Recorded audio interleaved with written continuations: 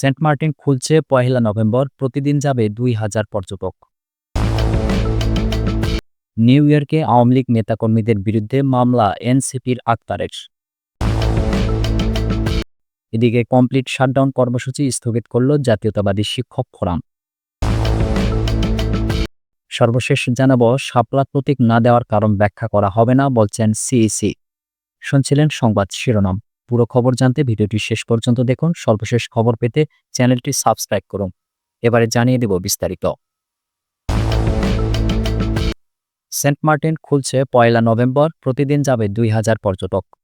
আগামী ১লা নভেম্বর থেকে পর্যটকদের জন্য খুলে দেওয়া হচ্ছে সেন্ট মার্টিন। এ সময় প্রতিদিন ২,০০০ করে পর্যটক সেন্ট মার্টিনে যেতে পারবেন। বৃহস্পতিবার সচিবালয়ে বিশ্ব পর্যটন দিবস উদযাপন উপলক্ষে আয়োজিত সংবাদ সম্মেলনে ঘোষণা দেন বেসামরিক বিমান পরিবহন ও পর্যটন উপদেষ্টা শেখ বশিরউদ্দিন। উপদেষ্টা জানান, বাংলাদেশের একমাত্র প্রবাল দ্বীপ সেন্ট মার্টিনে চলতি বছরের নভেম্বর থেকে শুরু হচ্ছে পর্যটন মৌসুম। আগামী বছরের ফেব্রুয়ারি মাস পর্যন্ত ভ্রমণ করতে পারবেন পর্যটকরা। তিনি জানান, ১লা নভেম্বর থেকে ফেব্রুয়ারি পর্যন্ত পর্যটকদের জন্য সেন্ট মার্টিন খোলা থাকবে। তবে নভেম্বর ও ডিসেম্বর মাসে শুধু দিনের বেলা সেন্ট মার্টিন ভ্রমণ করা যাবে, আর জানুয়ারি ও ফেব্রুয়ারি মাসে রাতে অবস্থান করতে পারবেন পর্যটকরা।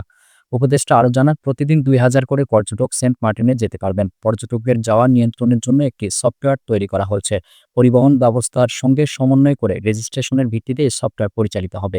এর আগে সেন্ট মার্টিনে ভ্রমণে যাওয়া পর্যটক ও অনুমোদিত জাহাজ নিয়ন্ত্রণের যৌথ কমিটি গঠন করে পরিবেশ, বন ও জলবায়ু পরিবর্তন মন্ত্রণালয়।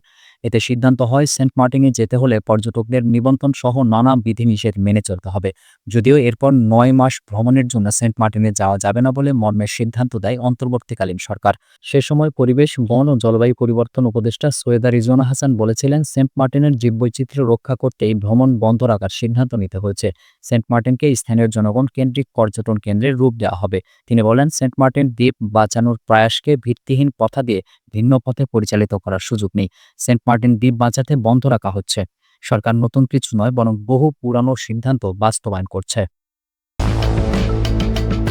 নিউ ইয়র্কে আওয়ামী লীগ নেতাকর্মীদের বিরুদ্ধে মামলা এনসিপির আক্তারের। যুক্তরাষ্ট্রের নিউ ইয়র্কে হামলার অভিযোগে আওয়ামী লীগের নেতাকর্মী ও সমর্থকদের বিরুদ্ধে মামলা করেছেন জাতীয় নাগরিক পার্টির সদস্য সচিব আক্তার হোসেন। বৃহস্পতিবার গণমাধ্যমে পাঠানো এক ভিডিও বার্তায় তিনি এই বিষয়টি নিশ্চিত করেছেন। এর আগে স্থানীয় সময় বুধবার দিবাগত রাত ১টায় জন এফ কেনেডি বিমানবন্দরের পাশে পোর্ট অথরিটি পুলিশ ডিপার্টমেন্ট থানায় তিনি এ মামলা দায়ের করেন। ভিডিও বার্তায় আক্তার হোসেন বলেন, এয়ারপোর্টে হামলার পর সন্ধ্যায় আওয়ামী সন্ত্রাসীরা আবার হোটেলের লবিতে হামলার উদ্দেশ্যে উপস্থিত হয়। সে সময় যুক্তরাষ্ট্রে অবস্থানরত এনসিপির সদস্য ও আমার শুভাকাঙ্ক্ষীরা তাদের প্রতিহত করেন এবং পুলিশকে বিষয়টি জানান। পরে তদন্ত কর্মকর্তা আমাদের মামলা করার পরামর্শ দেন। তারই পরিপ্রেক্ষিতে আমি এয়ারপোর্টের নিকটবর্তী থানায় গিয়ে মামলা দায়ের করি।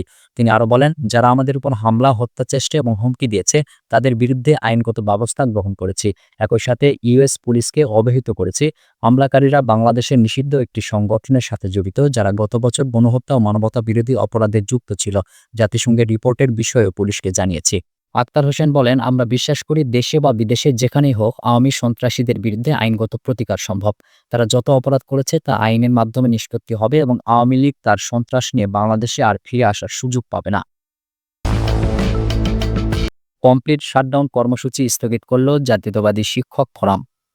রাজশাহী বিশ্ববিদ্যালয়ের ভিসি প্রফেসর সালেহ হাসান নকিবের মৌখিক প্রতিশ্রুতিতে এবং রাকসু নির্বাচনের কার্যক্রম স্বাভাবিক রাখার স্বার্থে চলমান কমপ্লিট শাটডাউন কর্মসূচি আপাতত স্থগিতের ঘোষণা দিয়েছে জাতীয়তাবাদী শিক্ষক ফোরাম।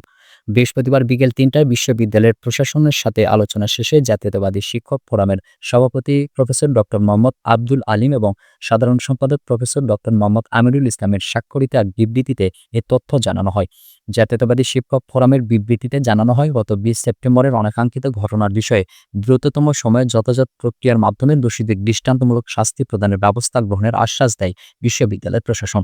যদি দ্রুততম সময়ে দোষীদের শাস্তি এবং বিশ্ববিদ্যালয়ের নিরাপত্তা, শিক্ষা ও গবেষণার সুষ্ঠু পরিবেশ নিশ্চিত না করা হয়, সেক্ষেত্রে জাতীয়তাবাদী শিক্ষক ফোরাম সাধারণ শিক্ষকদের নিয়ে স্থগিত কর্মসূচি পুনরায় গ্রহণ করতে বাধ্য হবে বলেও জানান তারা। শাপলা প্রতীক না দেওয়ার কারণ ব্যাখ্যা করা হবে না বলছেন সিইসি। প্রধান নির্বাচন কমিশনার এএমএম নাসিরউদ্দিন বলেছেন, শাপলা প্রতীক প্রথমে নাগরিক ঐক্য চেয়েছিল, তাদের দেওয়া হয়নি। পরে জাতীয় নাগরিক পার্টি চেয়েছে, তাদেরও দেওয়া হয়নি। শাপলা প্রতীক কেন দেওয়া হবে না তার ব্যাখ্যা দেবে না নির্বাচন কমিশন। বৃহস্পতিবার রাজধানীর আগারগাঁওয়ে নির্বাচন কমিশন ভবনে ত্রয়োদশ জাতীয় সংসদ নির্বাচনের অগ্রগতি নিয়ে নিজ দপ্তরে সাংবাদিকদের এসব কথা বলেন তিনি। প্রধান নির্বাচন কমিশনার বলেন, স্বপ্ন প্রতীক না দিলে নির্বাচন কিভাবে হয় দেখে নেব, এটাকে হুমকি হিসেবে মনে করছেন নির্বাচন কমিশন। এটা কমিশনের সিদ্ধান্ত, ইসি কারো কথাই চলে না, নিরপেক্ষভাবে কাজ করতে চায়। ফেব্রুয়ারিতে নির্বাচন হবে, এটা নিয়ে কোনো সন্দেহ নেই, এমন কথা জানি সিসি এএমএল নাসির উদ্দিন বলেন, লেভেল প্লেইং ফিল্ড সবার জন্য নিশ্চিত করা হবে, এর জন্য সর্বোচ্চ শক্তি প্রয়োগ করা হবে। সুপ্রিয় দর্শক, এই ছিল এখনকার মতো সর্বশেষ সংবাদ। পরবর্তী সংবাদ দেখার আমন্ত্রণ রইল।